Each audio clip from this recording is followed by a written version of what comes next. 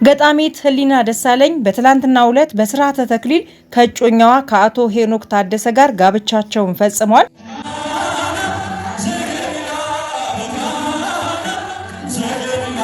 ለመሆኑ ይችን ገና በአስራዎቹ እድሜ ላይ እያለች በበሳልነቷ በግጥሞቿ ጥልቀት በተለያዩ የሀገራችን ሚዲያዎች ላይ አይተናት ያደነቅናትን ባለ ወርቃማ ልብ ሴት ያፈሳት ሄኖክ ማን ነው?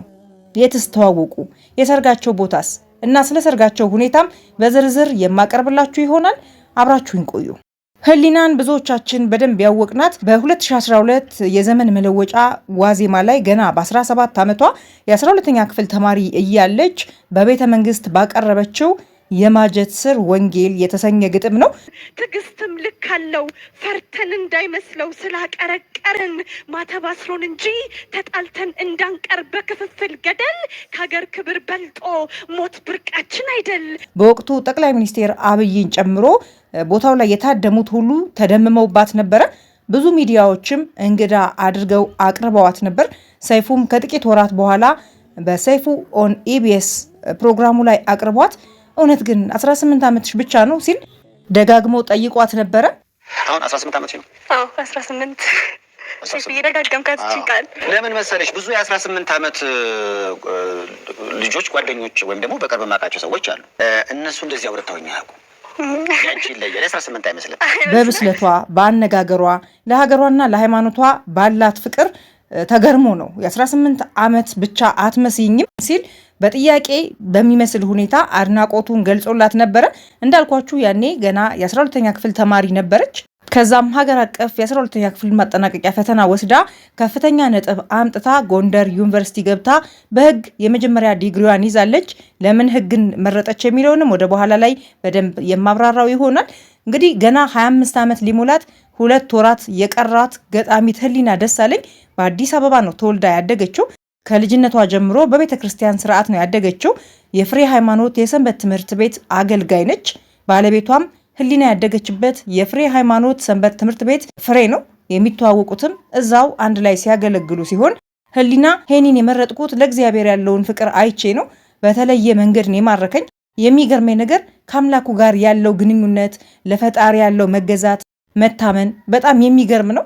ያው ለፈጣሪ የተገዛ ደግሞ ለሰዎችን መልካም ማድረግ አያቅተውም፣ ሰዎችን መውደድ አያቅተውም ስትል ነው ባለቤቷን ሄኖክ ታደሰን ለህይወት ዘመን አጋርነት ለምን እንደመረጠችው የተናገረችው።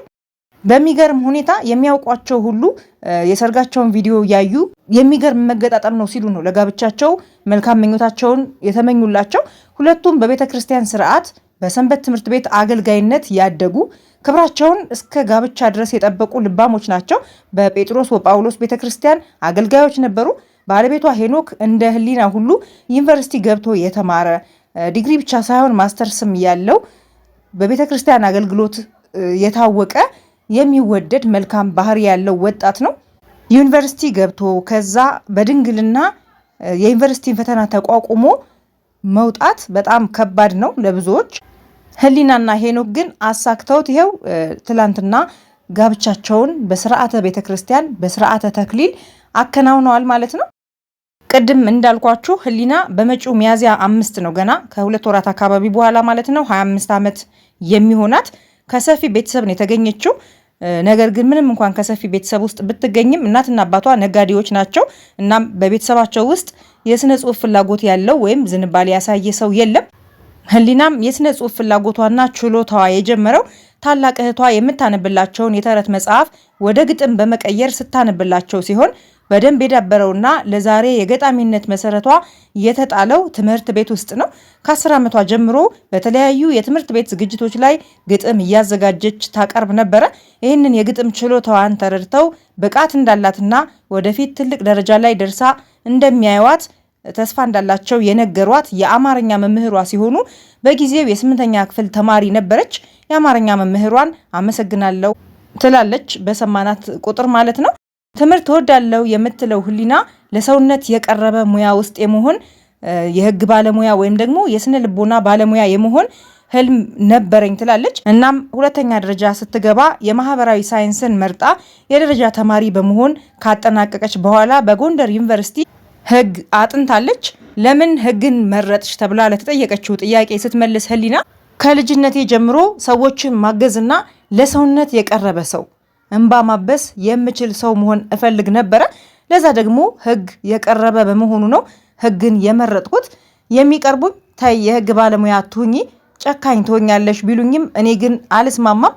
ምክንያቱም ፍርድ ቤት ህይወት ነው ያለው፣ ጥሩም መጥፎም የሚታይበት ነው። አንድ የክፋት ጥግን ያየ ሰው የጥሩነትን ትርጉም ያውቃል። እንደዛ ነው ማስበው። ህግ ለክርስትናም ቢሆን የቀረበ ነው ትላለች። እናም በጎንደር ዩኒቨርሲቲ ለ5 ዓመታት ያህል ተምራ በህግ የመጀመሪያ ዲግሪዋን ያሳለፍነው ዓመት ላይ ነው የያዘችው። ቀደም ብዬ እንደጠቀስኩት ህሊና ገና ዩኒቨርሲቲ ከመግባቷ በፊት ነው በግጥም ስራዋ እውቅናን አግኝታ የነበረው። እንዳልኳችሁ ከ6 ዓመት በፊት ሰይፉ ጋር በነበራት ቆይታ ህዝቡ አንዲት ኢትዮጵያዊ ነፍስ ያላት ገጣሚ ብሎ ቢያስታውሰኝ ደስ ይለኛል ስትል ነበር አስገራሚ ንግግር ያደረገችው። በሙሉ ቃለ መጠይቁ አስደማሚና ከአንዲት የ18 ዓመት ወጣት የሚጠበቅ አይነት አልነበረም መልሶቿ።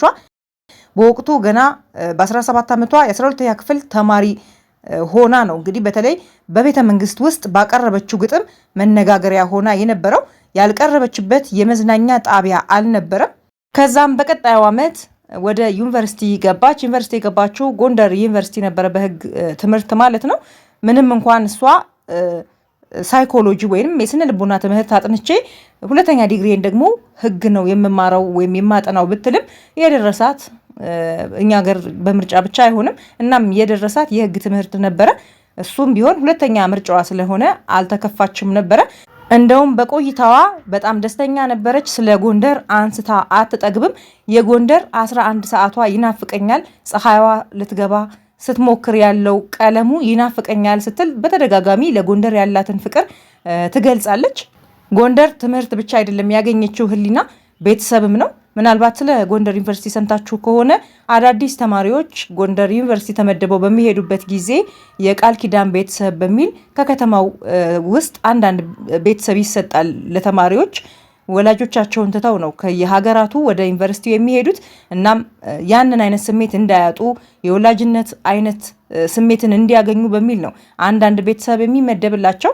እናም ልክ እንደ ቤታቸው ቅዳሜና እሁድን ሄደው የሚያሳልፉበት፣ በዓልን የሚያሳልፉበት፣ አንዳንዴም ሲቸግራቸው እርዳታም የሚያገኙበት እንዲሆን ነው የቃል ኪዳን ቤተሰብ የሚመደብላቸው። እሷም ዶክተር አድማሱ ይመስሉኛል የደረሷት። እናም ጥሩ የሆነ የቤተሰብ ጊዜ ነበረኝ። እነሱም ጋር ሄጄ መጻፍ ካለብኝ እጽፋለሁ፣ ብዙ ነገር እንደ ቤተሰብ አደርጋለሁ። ጎንደር ትምህርት ብቻ ሳይሆን ቤተሰብም አግኝቻለሁኝ ስትል ደጋግማ ጎንደርንና ህዝቦቿን እንዲሁም ዶክተር አድማሱንም ታመሰግናለች፣ የቃል ኪዳን ቤተሰቧን ማለት ነው።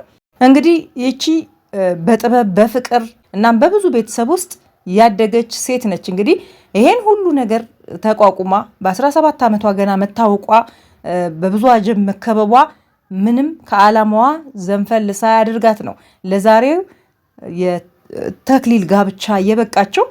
አጨብጭበናል ህሊና በእውነት። ለዚህ ሁሉ መሰረቱ ደግሞ ከቤተሰብ ቀጥሎ የሰንበት ትምህርት ቤቷ ትልቁን ድርሻ በመውሰዱ ሊመሰገን ይገባል።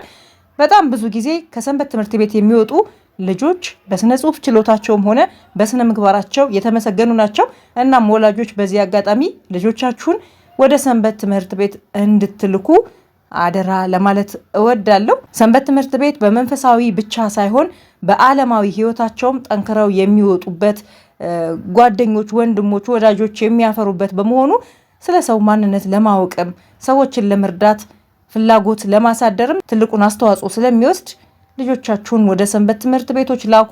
ህሊናንና ሄኖክን ያፈራችሁ ቤተሰቦቻቸው እንዲሁም ደግሞ የፍሬ ሰንበት የሰንበት ትምህርት ቤት ማዕከል ምስጋና ይገባችኋል። ህሊናና ሄኖክ መልካም የትዳር ዘመን እግዚአብሔርን የምታስመሰግኑበት ምሳሌ የምትሆኑበት ትዳር እንዲሆንላችሁ እመኛለሁ። እስኪ እናንተም በኮሜንት መልካም ምኞታችሁን ግለጹላቸው።